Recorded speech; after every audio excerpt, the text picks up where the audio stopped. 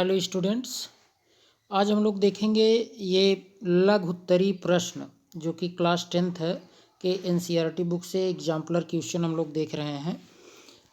Previous video में हम लोगों ने पार्ट 1 इस चैप्टर का एक वीडियो देखा था हम लोगों ने, जिसमें ये कार्बनिक एवं उसके यौगिक ये अध्याय आपका 4 है। इसमें बहुविकल्पीय प्रश्न जो थे इन सभी प्रश्नों को हम लोगों ने सॉल्व कर लिया था। तो पार्ट 1 का जो वीडियो है उसका लिंक हम इसी वीडियो के डिस्क्रिप्शन में दे देंगे, तो आप लोगों को वहाँ पर इस वीडियो का भी और इसके पहले जो पार्ट 1 था उसका भी वहाँ दोनों वीडियो का वो लिंक वहाँ मिल जाएगा, तो आप वहाँ से देख सकते हैं। तो हम लोगों ने उसमें पूरा ये 29 क्वेश्चन नंबर तक सॉल्व किया था। तो आज देखते हैं यहाँ लघु उत्तरी प्रश्न से। ये सभी क्वेश्चन आपके बोर्ड एग्ज़ाम से रिलेटेड हैं और काफ़ी इम्पोर्टेंट हैं। तो देखिए 30 क्वेश्चन में क्या कहा जा रहा है। 30 नंबर का क्वेश्चन है और इसमें ये कहा जा रहा है कि एथाइन का इलेक्ट्रॉन बिंदु सूत्र, देखिए एथाइन का इलेक्ट्रॉन बिंदु सूत्र बनाइए तथा इसका संरचना सूत्र भी बनाइए। तो एथाइन आप जान रहे हैं, ज़रा यहीं समझ लीजिए।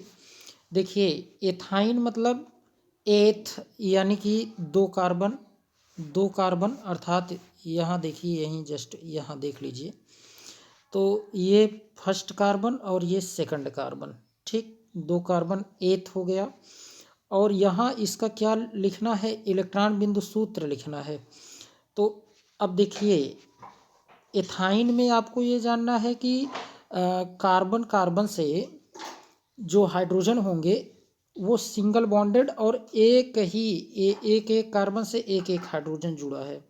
तो यहाँ आप हाइड्रोजन बना लीजिए और यहाँ हाइड्रोजन, ठीक। और देखिए अब कार्बन के पास कितने इलेक्ट्रॉन होते हैं और हाइड्रोजन के पास कितने इलेक्ट्रॉन होते हैं, तो आप चेक करेंगे तो हाइड्रोजन के पास एक इलेक्ट्रॉन होता है, ठीक। हाइड्रोजन के पास एक इलेक्ट्रॉन, तो एक हमने पॉइंट बना दिया। और देखिए इधर राइट साइड वाले हाइड्रोजन के पास भी एक इलेक्ट्रॉन, तो इसका भी एक पॉइंट बना दिया। और ज़रा चेक करिए, देखिए अब यहाँ आप कार्बन के आउटर मोस्ट सेल में 4 इलेक्ट्रॉन देखने को मिलते हैं। तो देखिए यहाँ कार्बन का ये इलेक्ट्रॉन और कार्बन के इस तरीके से आप दिखा देंगे। ये देखिए ये 3 इलेक्ट्रॉन आप आमने सामने दिखा देंगे और एक ये, ठीक। तो अब जैसे अगर ये, तो आपका क्या कहलाएगा, यही आपका कहलाएगा कि ये जो आप देख रहे हैं इस समय प्रेजेंट टाइम, यही आपका क्या है, इलेक्ट्रॉन बिंदु सूत्र है। किसका, एथाइन का, ठीक है। ये किसका है, एथाइन का। और अगर संरचना आपसे पूछा जाए और यहाँ संरचना सूत्र भी कहा है, तो संरचना भी आप बना लीजिए। देखिए संरचना कैसे बनाएंगे।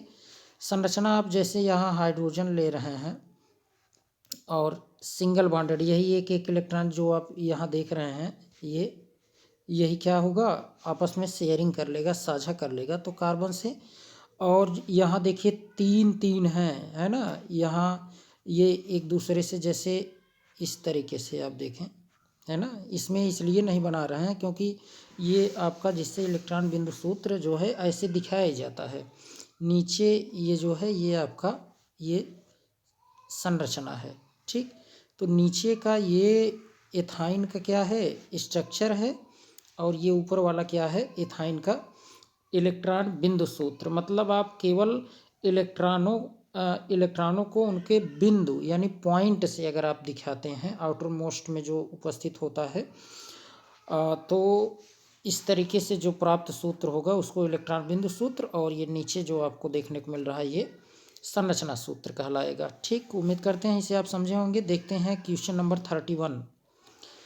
देखिए 31 क्वेश्चन में क्या कहा जा रहा है, निम्नलिखित यौगिकों के नाम लिखिए तो यहाँ नाम लिखना है, सिंपल है। आप ज़रा चेक करिए फर्स्ट।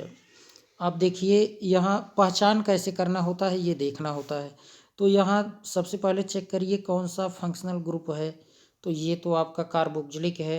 अब ये कार्बन भी गिना जाएगा, तो 1 कार्बन है ना। इसको देखिए, थोड़ा सा जूम करते हैं और नंबरिंग करके इसका नामकरण करते हैं। देखिए फर्स्ट कार्बन, ये सेकंड कार्बन है, ये थर्ड कार्बन, ये first, second, third, fourth, fifth. 5 carbon है तो 5 को पेंट कहते हैं और सिंगल बॉन्डेड है। तो पेंटेन और प्लस ये ओइक एसिड, तो पेंटेनोइक एसिड आप इसे कहेंगे। क्या कहेंगे? Pentanoic, pentanoic acid. ठीक है, पेंटेनोइक एसिड कहलाएगा ये। ठीक है, एक एक करके ऐसे आप नोट करते चलेंगे और देख लीजिए या तो या बना लीजिए। ठीक, क्योंकि बार बार हमें मिटाना पड़ेगा। अब बी वाला देखिए, बी में क्या कहा जा रहा है। इसमें भी वही आपको लिखना है, इसका नाम ही लिखना है। तो नंबरिंग तो यहीं ट्रिपल बॉन्ड के साइड से हो जाएगी। 1 कार्बन, 2 कार्बन, 3 कार्बन, 4 कार्बन। ठीक, तो अब यहाँ पर देखिए क्या है, ये तो है आपका क्या 4 कार्बन है, तो इसके लिए ब्यूट लिखते हैं आप, ब्यूट। ठीक, ब्यूट लिखते हैं और ट्रिपल बॉन्ड है तो आइन लगा देंगे। ब्यूटाइन आप लिख दीजिए या 1 ब्यूटाइन भी आप लिख सकते हैं। ठीक है, ब्यूटाइन आप लिखिए या फिर आप लिख सकते थे 1 ब्यूटाइन, 1 ब्यूटाइन। ठीक, वैसे फर्स्ट पोजीशन पर रहता है, तो आप अगर नहीं भी ये नंबरिंग करते हैं तब भी आपका सही होगा। ठीक, चलिए क्वेश्चन नंबर देखते हैं। ये 31 ही है, इसमें सी देखिए, ये सी।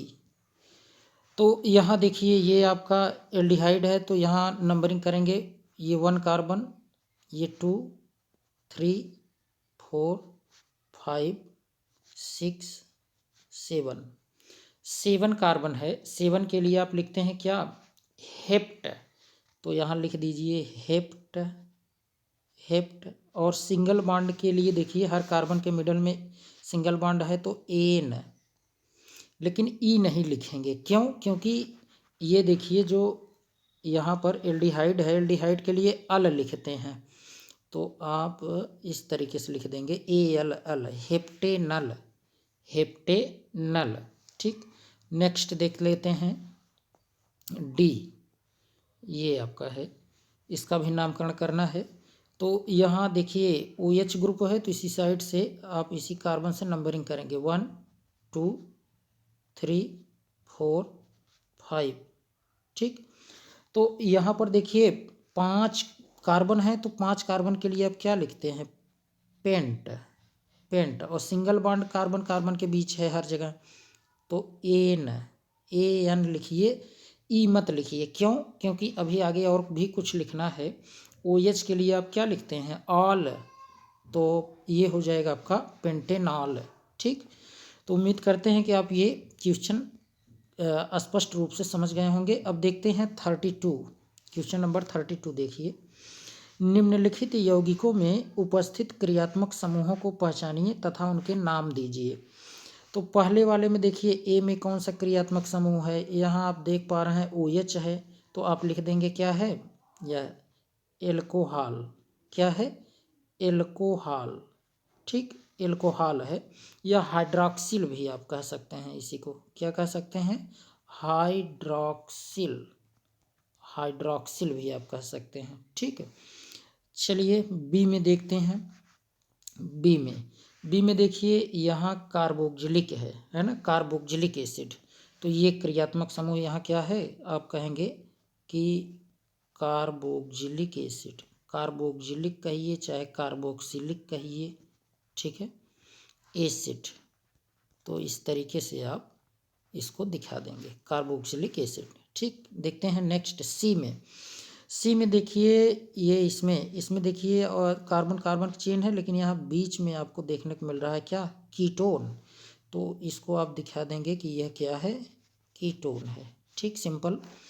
डी में ज़रा चेक करिए, डी में यहाँ देखिए डबल बॉन्ड है, तो इसे आप एल्कीन कहेंगे। ये कौन सा यहाँ पर क्रियात्मक समूह है, तो आप बताएंगे एल्कीन है। क्या है, एल्कीन। ठीक, उम्मीद करते हैं कि आप इतना समझ गए होंगे। अब देखते हैं 33 क्वेश्चन। देखिए क्या कहा जा रहा है 33 क्वेश्चन में। कहा गया है कि कुछ बूंद H2SO4, यहाँ देखिए 33 में कुछ बूंद H2SO4 की उपस्थिति में एक कार्बोक्जिलिक अम्ल C2H4O2 तथा एक एल्कोहल, देखिए कुछ बूंद H2SO4 की उपस्थिति में एक कार्बोक्जिलिक अम्ल C2H4O2 तथा एक एल्कोहल अभिक्रिया कर यौगिक X का निर्माण करते हैं। किसका, यौगिक X का निर्माण करते हैं। तो एल्कोहल क्षारीय KMnO4 के साथ ऑक्सीकरण के बाद अम्लीकरण करने पर वही कार्बोक्जिलिक अम्ल देता है जिसका उपयोग अभिक्रिया में हुआ था। तो अब इसमें देखिए क्या कहा गया, कार्बोक्जिलिक अम्ल, ब कहा जा रहा है एल्कोहल तथा स में यौगिक यक्स के नाम एवं संरचना दीजिए और अभिक्रिया भी लिखिए। ठीक, क्या क्या यहाँ करना है, तो ध्यान से देखिए। यहाँ पर हम लोगों को ये करना है कि कहा गया है कि प्रश्न को एक बार और समझ लीजिए। कुछ बूंद H2SO4 की उपस्थिति में, है ना, यानी कि H2SO4 की उपस्थिति में, अर्थात H2SO4 की उपस्थिति में ये अभिक्रिया होगी। उपस्थिति में एक कार्बोक्जिलिक अम्ल C2H4O2 क्या हो सकता है आपको देखना है। तो C2H4O2 देखिए कार्बन 2 हो, कार्बन 2 C2H4, तो यहाँ हाइड्रोजन देखिए जोड़ लीजिए हाइड्रोजन, ये H, ठीक, और O2 यानी कि यहाँ डबल बॉन्डेड O और यहाँ सिंगल बॉन्डेड OH। ठीक, एसिटिक एसिड, क्या है ये आपका, एसिटिक एसिड। एसिटिक एसिड के साथ क्रिया किसकी करवाना है, आगे कहा गया कि एक एल्कोहल अभिक्रिया करता है, तो एल्कोहल के साथ अभिक्रिया करवा दीजिए। एल्कोहल आप ले लीजिए और देखिए, हाँ यहाँ दिया है एल्कोहल क्षारीय KMnO4 के साथ ऑक्सीकरण के अम्लीय करने पर वह कार्बोक्जिलिक अम्ल। ठीक, तो एल्कोहल आप C2H5OH लीजिए, C2H5OH, और किसके प्रेजेंस में क्रिया करवाना है, ये पहले ही लिखा है कि कुछ बूंद H2SO4 की उपस्थिति में। तो यहाँ पर आप H2SO4 कलर थोड़ा सा चेंज कर देते हैं, यहाँ पर H2SO4 लिए हैं, क्या, H2SO4। ठीक, H2SO4 की उपस्थिति में अब ये आपस में क्रिया करेंगे। तो सिंपल आप इसको याद रखिए, ये आपका यहाँ पर एस्टर बनेगा, है ना, इसी को एस्टरिफिकेशन कहते हैं। और ये याद रखिए कि यह देखिए एसिटिक एसिड है ना, CH3COOH एसिटिक एसिड है, लेकिन यह एसिड H+ देता है, लेकिन इस अभिक्रिया में यह अपना क्या देगा, OH देगा और यह अपना H निकालेगा। ठीक, क्योंकि यहाँ वाटर है नहीं, है ना, ये तो H2SO4 के प्रेजेंस में क्रिया हो रही है। तो अब ये इसका OH और इसका H जल बनाकर बाहर निकल जाएगा और देखिए क्या बनेगा इसमें। ये इतने को तो आप लिख सकते हैं CH3, तो लिख देंगे CH3, C double bonded O, single bonded O, है ना, सिंगल बॉन्डेड, ये वाला O इधर से ही तो जोड़ना है, OC2H5 O, फिर यहाँ C2H5, ये आपका क्या बन गया, इसको आप चेक करिए, एथिल, और ये आपका इधर है क्या, मेथिल। पहले एथिल ही बोलना है क्योंकि ई से शुरू है, ई से, और मेथिल एम से, तो अल्फ़ाबेट के लिए पहले ई आएगा, तो पहले एथिल मेथिल तब एस्टर बोलिए। ये इतना पार्ट तो आपका एस्टर कहलाएगा ना, ये वाला पार्ट। तो एथिल मेथिल एस्टर, इसको आप मेथिल एथिल मत कहिए, है ना। और यहाँ आपका जल भी बन जाएगा, ठीक है, जल भी बन जाएगा। तो एथिल एथेनोएट बना। IUPAC नेम अगर इसका लिखेंगे, ध्यान से देखिए ज़रा सा, यहाँ ये देखिए जहाँ कार्बन से डबल बॉन्डेड O है, ये पहला नंबर इसे दे देंगे, इसको दूसरा नंबर, ये पहला नंबर और इसको दूसरा नंबर, और ये इतने को आप कह देंगे क्या, एथिल। तो ethyl eth plus an plus oate, ester के लिए ओएट लिखते हैं, तो एथिल एथेनोएट, ठीक है। तो एथिल एथेनोएट हो गया क्या, यौगिक यक्स का नाम, यौगिक यक्स का नामकरण अगर आप करेंगे तो ये हो जाएगा। और अब क्रिया यही है, अब क्रिया इसी को कह देंगे। और कार्बोक्जिलिक अम्ल क्या होगा, तो कार्बोक्जिलिक अम्ल आप बताएंगे कि क्या हो जाएगा, एसिटिक एसिड। तो आंसर इसका एक एक करके आप लिख सकते हैं क्या क्या। देखिए आ का अगर आप उत्तर देंगे तो आ के लिए आप उत्तर ये देंगे कि क्या होगा, तो आप बताएंगे एसिटिक एसिड, ठीक है, एसिटिक एसिड CH3COOH, ठीक, एसिटिक एसिड। एल्कोहल क्या होगा, ये ब का आपका उत्तर हो जाएगा क्या, एल्कोहल हो जाएगा C2H5OH, ठीक। और स यौगिक यक्स का नाम तो अभी आपको बताए थे, एथिल एथेनोएट। और संरचना तो अभी बनाए भी थे, और आइए पुनः बना भी देते हैं। ऐसे आप एथिल एथेनोएट का बना देंगे स्ट्रक्चर, ठीक। देखिए डबल बॉन्डेड हो यहाँ, और ये कार्बन, यहाँ भी कार्बन, और यहाँ हाइड्रोजन आप जोड़ लेंगे प्रत्येक जगह, ठीक है, ये हाइड्रोजन हर जगह जोड़ लेंगे। तो इसी को हम लोग कहते हैं एथिल एथेनोएट, क्या कहेंगे, एथिल एथेनोएट, ठीक। तो उम्मीद करते हैं कि आप इसे समझ गए होंगे। चलिए अब देखते हैं नेक्स्ट क्वेश्चन, क्वेश्चन नंबर 34।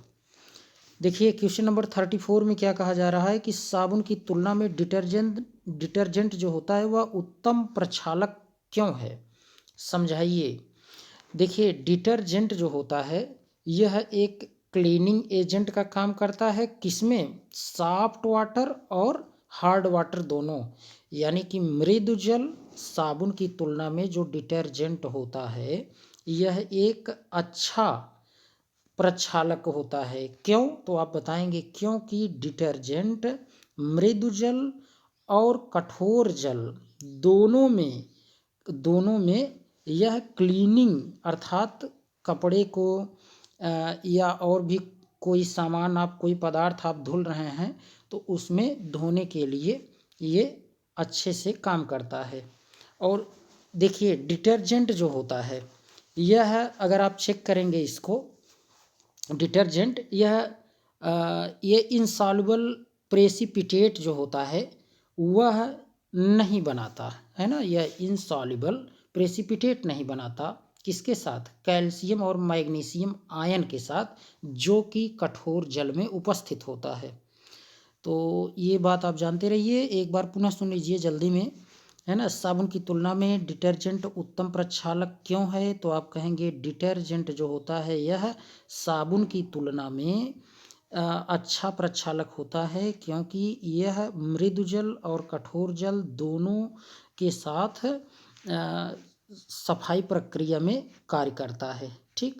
और ये आप कहेंगे कि डिटर्जेंट के अंत में जो आवेश होता है यह ध्यान दीजिए कि इनसॉल्युबल प्रेसिपिटेट, मतलब अविलेय अवक्षेप के साथ कैल्शियम और मैग्नीशियम आयन जो कि कठोर जल में उपस्थित होते हैं उसके साथ यह क्रिया नहीं करता, ठीक। ये बातें याद रखेंगे। चलिए क्वेश्चन नंबर देखते हैं 35। निम्नलिखित यौगिकों में उपस्थित क्रियात्मक समूह के नाम दीजिए। तो देखते ही आप बता देंगे, ये तो पहले में आप देखिए क्या है, तो पहले में आप बता देंगे CO है तो कीटोन बताएंगे, क्या बताएंगे, कीटोन है पहले में, ठीक। और इसमें देखिए, इसमें भी आप देखते ही बता देंगे यहाँ क्या है, कार्बोक्जिलिक एसिड है। क्या है? कार्बोक्जिलिक एसिड है। ठीक है, कार्बोक्जिलिक एसिड। तो ये तो देखते ही आप बता लेंगे। और तीसरे में देखिए क्या है, तो एल्डिहाइड है। क्या है? एल्डिहाइड। ठीक, एल्डिहाइड है। और अगर आपसे डी में पूछा जाए क्या है, तो आप बताएंगे कि एल्कोहल है। क्या है? एल्कोहल। ठीक, तो उम्मीद करते हैं कि आप ये समझ गए होंगे। सिंपल है, देखने से ही आपको लग रहा होगा कि यहाँ कीटोन है, यहाँ कार्बोक्जिलिक एसिड है, यहाँ एल्डिहाइड है और यहाँ एल्कोहल है। ठीक, चलिए देखते हैं क्वेश्चन नंबर 36।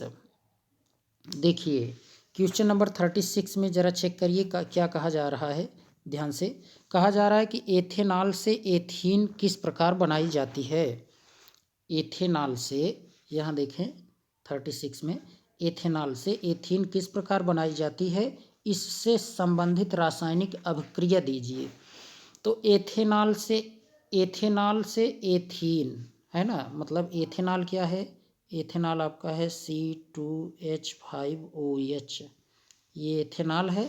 और इससे किसकी क्रिया किस तरीके से हम करवाएं कि जिससे हमें क्या प्राप्त हो जाए, एथीन प्राप्त हो जाए। एथीन मतलब C2H4, जिसे आप लिख सकते हैं CH2 डबल बॉन्ड CH2, ये प्राप्त हो जाए।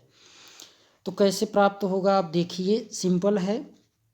अगर यहाँ से ध्यान से देखें, अगर यहाँ से अगर एक यहाँ से H निकल जाए, है ना, H यहाँ से निकल जाए और ये पूरा पार्ट यहाँ से OH निकल जाए, है ना, तो H2O निकल जाएगा। तो ये बन जाएगा, क्या निकल जाए, H2O अगर यहाँ निकल जाए तो ये बन जाएगा। लेकिन ये H2O कैसे निकलेगा, तो आपको लेना पड़ेगा क्या, आपको लेना पड़ेगा एक डिहाइड्रेटिंग एजेंट लेना पड़ेगा, है ना, कोई डिहाइड्रेटिंग मतलब जो वाटर निकालने वाला हो। तो अगर आप यहीं पर कंसनट्रेटेड H2SO4 हॉट कंसनट्रेटेड, है ना, क्या ले लें, हॉट कंसनट्रेटेड H2SO4 ले लें।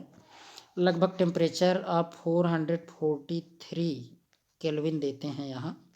ठीक, इतना टेम्परेचर आप देते हैं तो ये एथीन प्राप्त हो जाएगी। अब देखिए कैसे प्राप्त होती है, इसको थोड़ा सा समझ लेते हैं। देखिए समझिए इसको। देखिए एथेनॉल है तो आप क्या दिखाएंगे, ये 2 कार्बन, इसी कार्बन से OH, चाहे सामने जोड़िए ऊपर जोड़िए कहीं भी आप जोड़ दीजिए। ठीक है, इस तरीके से तो आप ऐसे HH दिखाइए, एथेनॉल ही है।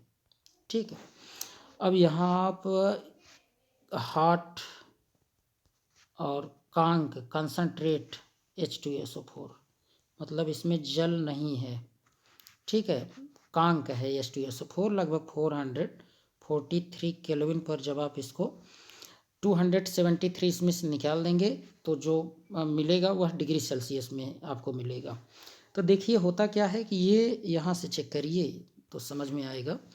ये OH देखिए जिस कार्बन से जुड़ा है, जिस कार्बन से जुड़ा है उस कार्बन को हम क्या कहेंगे, अल्फा कार्बन।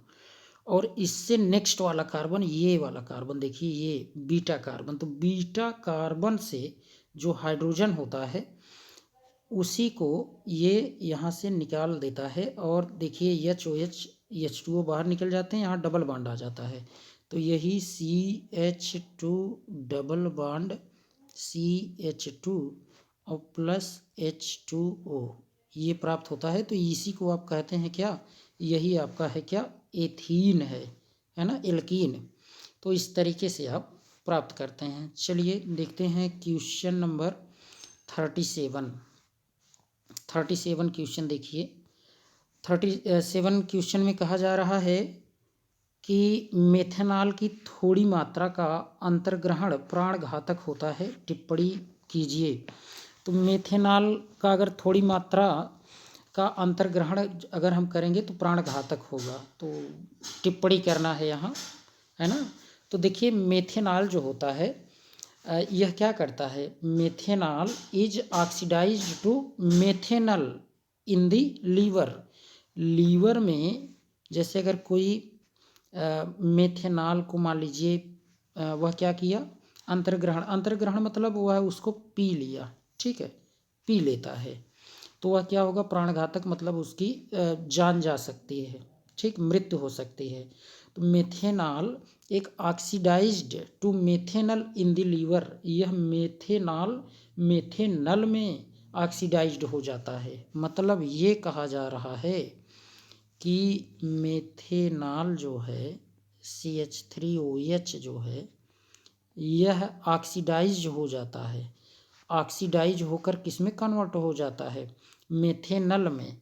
मेथेनल मतलब यहाँ नीचे लिख दे रहे हैं, मेथेनल में HCHO, यह इसमें कन्वर्ट हो जाता है मेथेनल में, ठीक है।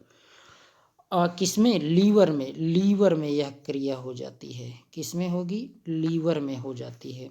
और मेथेनल जो है यह बहुत तेजी के साथ रिएक्शन करने लगता है, किसके साथ, जो सेल्स के कंपोनेंट्स होते हैं, सेल्स के कंपोनेंट्स मतलब सेल की जिससे बना होता है, किसके साथ बना होता है, सेल किससे बना होता है, तो हम लोग कहेंगे कि जैसे प्रोटीन से मिलकर बना होता है। तो ये जो मेथेनॉल देख रहे हैं ये रिएक्शन करने लगता है किसके साथ, प्रोटीन के साथ, प्रोटीन के साथ ये रिएक्शन करना शुरू कर देता है।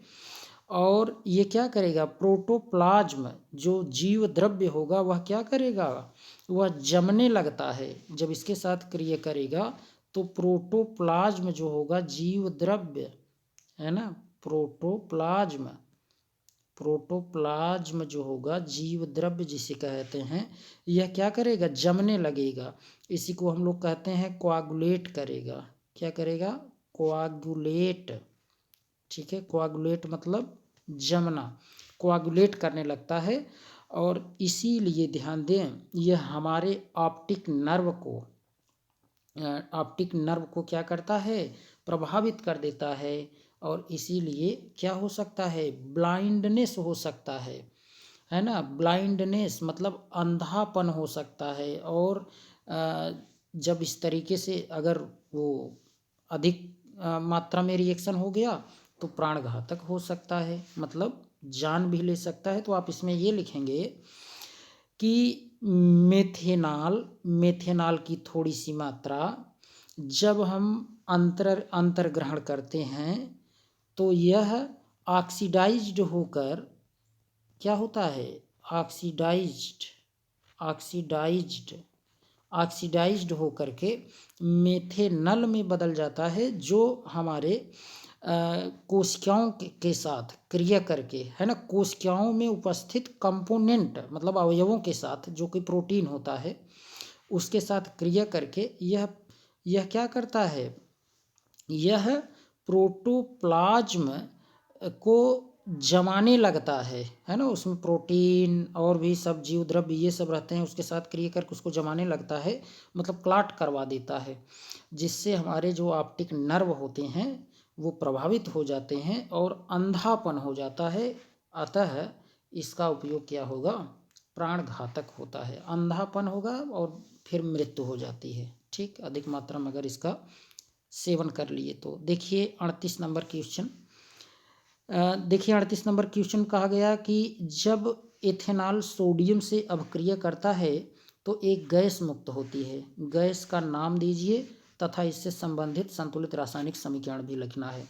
जब एथेनॉल मतलब क्या है, C2H5OH एथेनॉल है, C2H5OH, यह किसके साथ क्रिया करे, सोडियम के साथ क्रिया करे तो एक गैस मुक्त होगी। आप जान रहे हैं यही हाइड्रोजन गैस मुक्त होती है, H2 गैस मुक्त होती है। और यहाँ ये देखिए ये अलग हो जाएगा, तो यहाँ नेगेटिव से इसका सोडियम जो है वो क्रिया करेगा, सोडियम एक इलेक्ट्रॉन निकालेगा, जब ये पॉजिटिव होगा तो वो इलेक्ट्रॉन ग्रहण करके H में कन्वर्ट होगा। ऐसे ऐसे दो परमाणु आपस में सहसंयोजी बंध द्वारा H2 गैस बना लेंगे और साथ ही साथ C2H5ONA, ठीक है, सोडियम एथॉक्साइड बनेगा और ये गैस गैस मुक्त होती है। तो गैस का नाम दीजिए, तो गैस का नाम आप बताएंगे हाइड्रोजन गैस। और संतुलित रासायनिक समीकरण, तो यही आप समीकरण जो लिखा गया है इसी को लिख देंगे तो आपका उत्तर हो जाएगा। ठीक, तो उम्मीद करते हैं कि इसे आप समझ गए होंगे। अच्छा, इसे संतुलित कहा है, संतुलित कर दीजिए, यहाँ 2 लगाएंगे, है ना, क्योंकि एच जो है यहाँ 2 हो गया था ना, यहाँ भी 2 लगाना पड़ेगा, यहाँ भी, तो ये संतुलित हो जाएगा। ठीक है, ये उम्मीद करते हैं कि इसे आप समझ गए होंगे। चलिए देखते हैं 39 क्वेश्चन। देखिए 39 नंबर क्वेश्चन देखिए, इसमें क्या कहा जा रहा है। 39 नंबर के क्वेश्चन में कहा जा रहा है कि 443 केल्विन पर सांद्र H2SO4 अम्ल के आधिक्य में इथेनॉल को गर्म करने पर एथीन बनती है। अभी थोड़ी देर पहले देखे भी थे। इस अभिक्रिया में सल्फ्यूरिक अम्ल की क्या भूमिका है, मतलब सल्फ्यूरिक अम्ल यहाँ क्या कर रहा है, तो यह डिहाइड्रेटिंग एजेंट होता है। इस अभिक्रिया की संतुलित रासायनिक समीकरण लिखिए। वैसे हम लोग देखे थे, एक बार पुनः लिख दे रहे हैं, जानते रहिए कि यहाँ क्या भूमिका है सल्फ्यूरिक अम्ल का, तो डिहाइड्रेटिंग एजेंट है ना, डिहाइड्रेटिंग एजेंट है यह। तो देखिए समीकरण देख लीजिए, आप लिख सकते हैं ये CH3CH2OH, ये आपका हो गया क्या, एथेनॉल।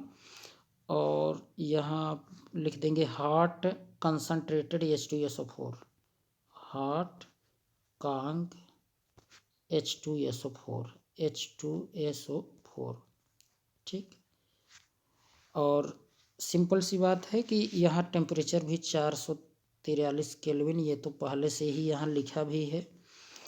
तो वाटर निकल जाता है, डिहाइड्रेटिंग मतलब वाटर को क्या करता है, डिहाइड्रेशन का काम करता है ये, तो डिहाइड्रेशन करवाता है यह कांग की H2SO4।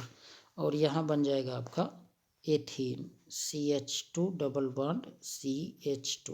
ठीक, तो ये एथीन बन जाता है इस तरीके से। चलिए देखते हैं क्वेश्चन नंबर 14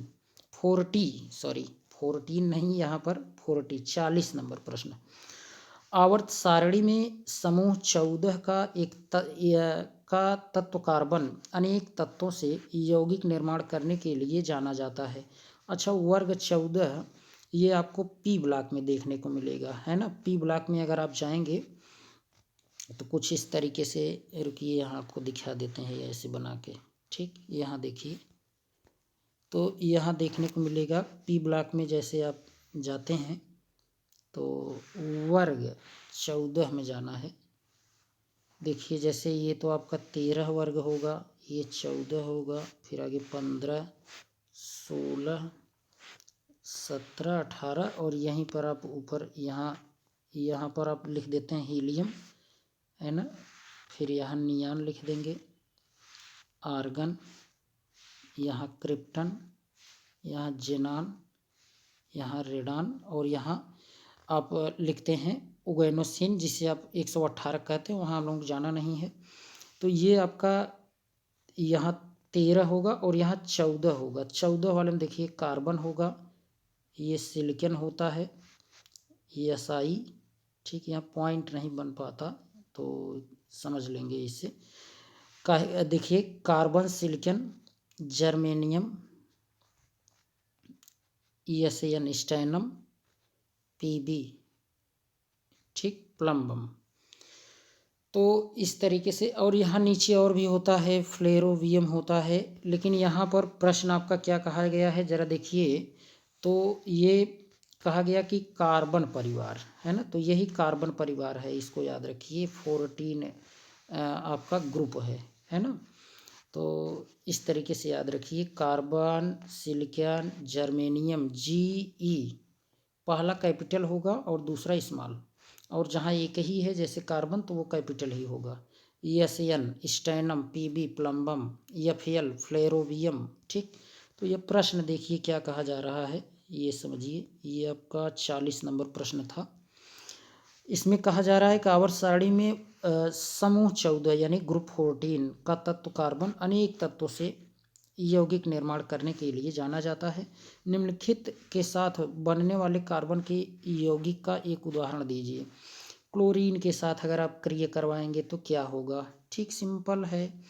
अगर आप क्लोरीन के साथ कार्बन की क्रिया अगर क्लोरीन के साथ करवाते हैं तो ये तो कार्बन की संयोजकता 4 होती है तो CCl4 कार्बन टेट्राक्लोराइड बन जाएगा, है ना। यहाँ 2 लगा लेंगे, संतुलित हो जाएगा।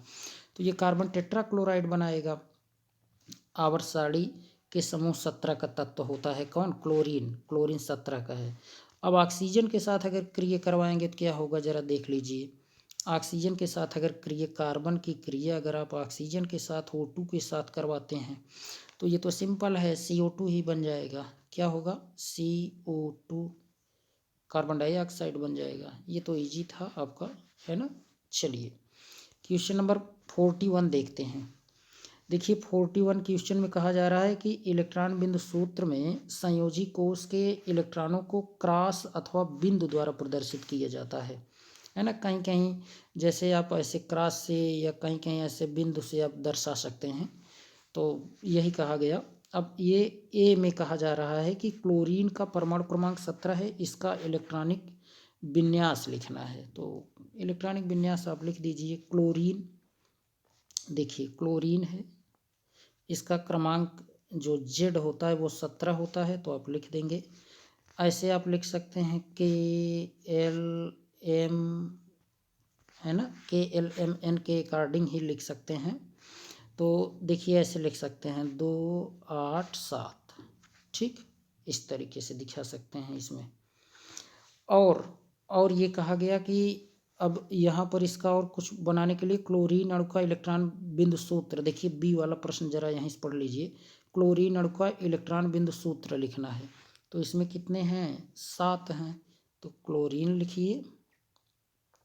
क्लोरीन थोड़ा सा इसे कुछ पॉइंट इससे बनता नहीं इजली, तो देखिए 7 है तो 7 हमें दिखाना पड़ेगा। 1 2 3 4 5 6 और ये 7, ऐसे ही। और देखिए यहाँ दिखाइए दूसरे वाले क्लोरीन का आप दिखा दीजिए।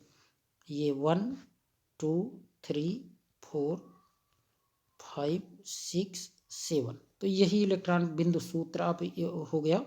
और अगर आप चाहें तो इसको इस तरीके से ये मिला भी सकते हैं। यहाँ देखिए कलर चेंज करके मिला दे रहे हैं, जबकि यही आपका कहा जाएगा इलेक्ट्रॉन बिंदु सूत्र। ये ऐसे, ठीक है, ये ऐसे ही शेयरिंग साझा करके ये बॉन्ड बनाता है, ठीक।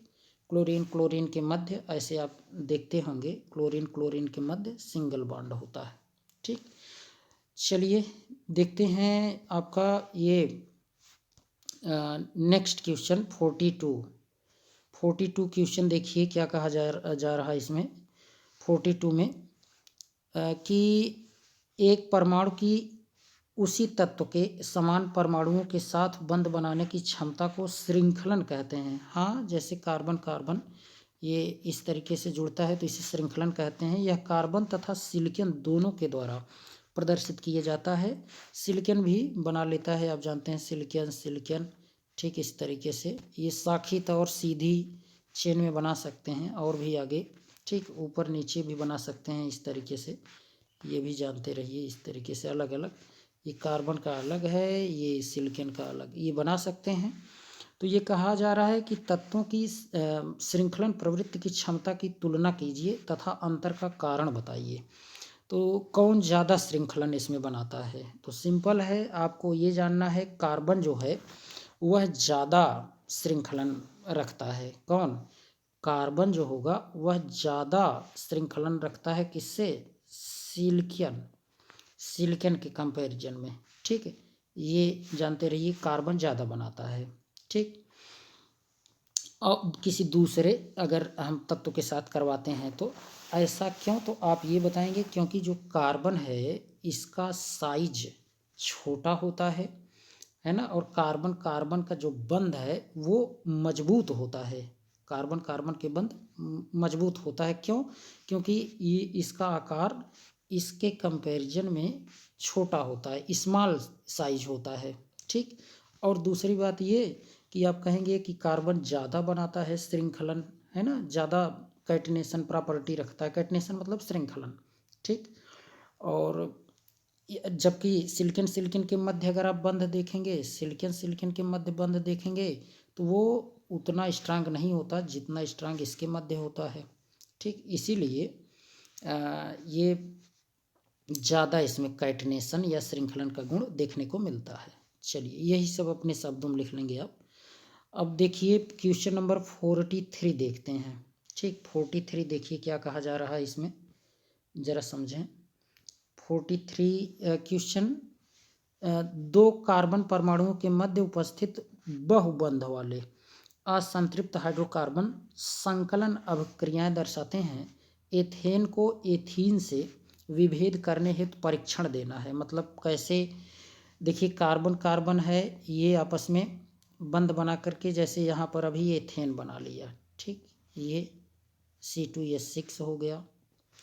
और एक कहा जा रहा है कि असंतृप्त हाइड्रोकार्बन है ना, असंतृप्त हाइड्रोकार्बन, जैसे यहाँ कार्बन कार्बन के बीच डबल बॉन्ड आ जाए, डबल बॉन्ड आ जाए, या फिर कार्बन कार्बन के बीच ट्रिपल बॉन्ड आ जाए। ठीक, यहाँ डबल भी हो सकता है असंतृप्त में, और असंतृप्त में क्या हो सकता है, ट्रिपल भी हो सकता है। यहाँ सब H आप जोड़ लेंगे।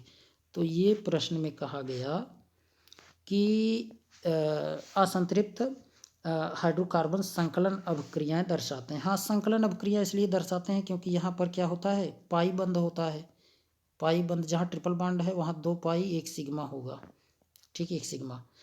तो जबकि इसमें आप देखें, इसमें एथेन में हर जगह आपको सिग्मा बॉन्ड ही देखने को मिलेगा, जबकि इसमें सिग्मा और पाई दोनों देखने को मिलेंगे, ये असंतृप्त हाइड्रोकार्बन में, और जबकि संतृप्त वाले में केवल सिग्मा देखने को मिलता है। तो अब ये कहा गया कि एथेन को एथीन से विभेद करने हेतु परीक्षण दीजिए, कैसे हम इसको अलग करेंगे। तो देखिए इन दोनों को हम लोग क्या कर सकते हैं, बहुत आसानी से अलग कर सकते हैं।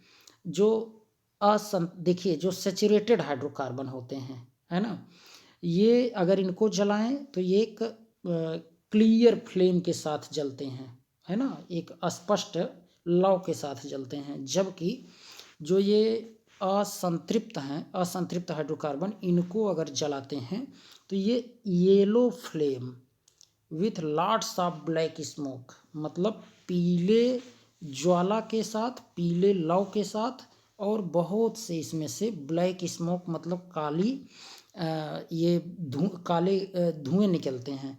जब आप असंतृप्त को, मतलब डबल और ट्रिपल वाले को, एथीन हो या एथाइन हो, इनको अगर आप जलाते हैं तो इसमें से काफ़ी क्या निकलेगा, धुएं निकलते हैं। लेकिन इसमें से धुएं नहीं निकलते। आप जानते भी हैं LPG सिलेंडर, आप जानते हैं ना,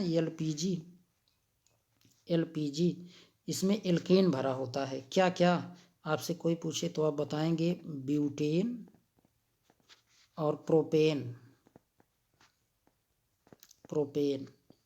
और ये क्या है, एल्केन, इसलिए ये जलते हैं। कभी देखिए वो जो बर्तन होता है वो काला नहीं होता। ठीक, तो चलिए आज हम लोग देखते हैं, ये देखिए कितना और क्वेश्चन है अभी तो काफ़ी अच्छा। यहाँ इसको 46 से कंप्लीट ही कर लिया जाए, क्या छोड़ेंगे। देखिए 44 क्वेश्चन में क्या कहा जा रहा है, कॉलम ए में दी गई अभिक्रियाओं का सुमेलन कॉलम बी में दिए गए नामों से करिए। तो देखिए इसमें क्या हो रहा है, ज़रा एक एक करके समझिए, सिंपल है। वैसे आपको देखने को मिल रहा है फर्स्ट वाले में ए, पहले आप देखिए क्या है ना, ए में चेक करिए। तो ए में देखिए CH3OH और ये CH3COOH। तो यहाँ पर देखिए एस्टर बन रहा है, तो आप चेक करिए इनमें कहाँ कहाँ है स्टेरीकरण। तो यहाँ चौथे में है, तो ऐसे मिला दीजिए। और यहाँ देखिए हाइड्रोजन डायरेक्ट ये सिंगल बॉन्ड में कन्वर्ट हो रहा है, डबल जुड़ रहा है, तो यहाँ संकलन या योगात्मक होगा, तो आप पहले में जोड़ दीजिए। ठीक, इसमें देखिए CH4 क्लोरीन सूर्य के प्रकाश की उपस्थिति में यहाँ क्रिया हो रहा है, एक H निकल रहा है और वहाँ Cl जुड़ रहा है, तो ये तो प्रतिस्थापन है, तो इसको C वाले को दूसरे में मिला दीजिए। और इसमें देखिए क्या हो रहा है, हाँ यहाँ ज़रा चेक करिए, यहाँ पर आपको एसिड और बेस का रिएक्शन से साल्ट वाटर बन रहा है, तो ये तो उदासीनीकरण न्यूट्रलाइजेशन रिएक्शन, सिंपल। चलिए 45 देखते हैं। हेक्सेन के सभी समावयवों के संरचनात्मक सूत्र लिखिए। अच्छा, यहाँ तो समय जाएगा आपका, है ना, वीडियो थोड़ा सा लंबी होने लगी अब। चलिए देखते हैं कितने बन सकते हैं। हेक्सेन, पहले आप हेक्सेन के सभी समावयवों के संरचनात्मक सूत्र लिखना है। तो कार्बन, ये देखिए 2 3 4 5 6, ठीक, ये तो आपका हेक्सेन का एक हो गया, एक संरचना तो यही हो गई, ठीक, ये हेक्सेन की पहली संरचना हो गई। और देखिए क्या बन सकता है, चेक करिए। और अगर हम कार्बन के चेन को कम करें ना, 2 3 4 5 ही करें, और लास्ट वाले से मत जोड़िए, है ना, यहाँ जोड़ दीजिए, यहाँ कार्बन जोड़ दीजिए, और इससे हाइड्रोजन हर जगह। अब हाइड्रोजन हम नहीं जोड़ेंगे, आप हाइड्रोजन तो जोड़ ही सकते हैं, ठीक, ये दूसरी संरचना बन गई। अब इसी CH3 को आप एक बार यहाँ जोड़ दीजिए, तो तीसरा बन जाएगा, है ना। कलर देखिए चेंज करके दिखा दे रहे हैं।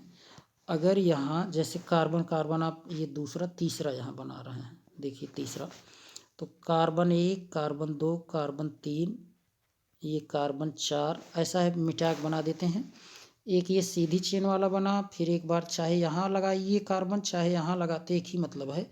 तो यहाँ बीच में भी बच रहा है, जिससे इधर 2 हो इधर 2 हो, यहाँ पर रहे, ठीक। तो देखिए ये आप तीसरा ऐसे बना लेंगे, 1 carbon 2 carbon 3 carbon 4 carbon 5 carbon, और यहाँ पर ये कार्बन इस तरीके से हाइड्रोजन हर जगह जोड़ लेंगे, ठीक है। ये तीसरा स्ट्रक्चर आपका बन गया। और क्या बन सकता है चौथा, जरा देखते हैं, थोड़ा सा कलर लेते हैं ऐसा जो दिखे। तो चौथा देखिए क्या बन सकता है। हाँ, अगर आप बनाएं तो और कार्बन का वो चेन ही कम करिए, है ना, 1 कार्बन 2 कार्बन 3 कार्बन 4 कार्बन कर दीजिए, है ना। एक बार यहाँ यहाँ कार्बन कार्बन जोड़ दीजिए, और हर जगह हाइड्रोजन लगा लीजिए, ठीक है, हर जगह हाइड्रोजन लगा लेंगे, तो ये भी तो बन सकता है, ठीक। सभी संरचनात्मक समावयवता ये शो करेंगे, ठीक, इस तरीके से आप दिखा सकते हैं। और कोई चांसेस है जहाँ बनने कोई चांस हो, तो 4 तो आपके बन गए, और कोई चांसेस है देख लीजिए एक बार, कोई पॉसिबिलिटी है। एक पॉसिबिलिटी ये हो सकती थी, जैसे देखिए ये, अगर आप ये ऐसा करते, कार्बन 1 2 3 4, ठीक, 4 कर लीजिए, किसी एक ही जगह, चाहे यहीं यहीं कर लीजिए, कार्बन कार्बन एक ही से जोड़ दीजिए, ठीक, बस यहाँ हाइड्रोजन लगा दीजिए, तो ये भी एक है पॉसिबिलिटी, बन सकता है। तो अधिकतम इसके कितनी संरचनाएं बन सकती हैं, अधिकतम 5 संरचनाएं बन सकती हैं, ठीक। लास्ट क्वेश्चन आज का देखते हैं, काफ़ी ये लंबा हो रहा है। देखिए 46, दी गई रासायनिक अभिक्रियाओं में तीर के ऊपर लिखी धातु अथवा अभिकर्मक की क्रिया भूमिका है, क्या क्रिया भूमिका है तीर के ऊपर। ये जो निकिल है आप जरा देखें, निकिल कैसा कार्य कर रहा है। तो निकिल जो है यह कैटलिस्ट का काम करेगा, क्या कार्य करेगा, यहाँ पर पाई बॉन्ड को तोड़ देगा, जो सिंगल में कर देगा, और हाइड्रोजन हाइड्रोजन यहाँ जुड़ जाएंगे, तो ये कैटलिस्ट का काम कर रहा है, जिसे आप उत्प्रेरक कहते हैं, क्या कहेंगे, उत्प्रेरक, ठीक, उत्प्रेरक का काम कर रहा है। और अच्छा यहाँ देखिए सांद्र H2SO4, ये तो आपको बताया गया था, यह कैसा काम करता है, यह कंसंट्रेटेड H2SO4 जो होता है वह भी एक्ट एज कैटलिस्ट, यह भी उत्प्रेरक का काम करता है। उत्प्रेरक, उत्प्रेरक, उत्प्रेरक क्या होते हैं, वो अपक्रिया में भाग नहीं लेते, केवल अपक्रिया की दर को घटाते और बढ़ाते हैं, अंत में अपरिवर्तित रहते हैं, है ना। डिहाइड्रेटिंग एजेंट भी ब्रैकेट में आप लिख सकते हैं उत्प्रेरक लिखने के बाद।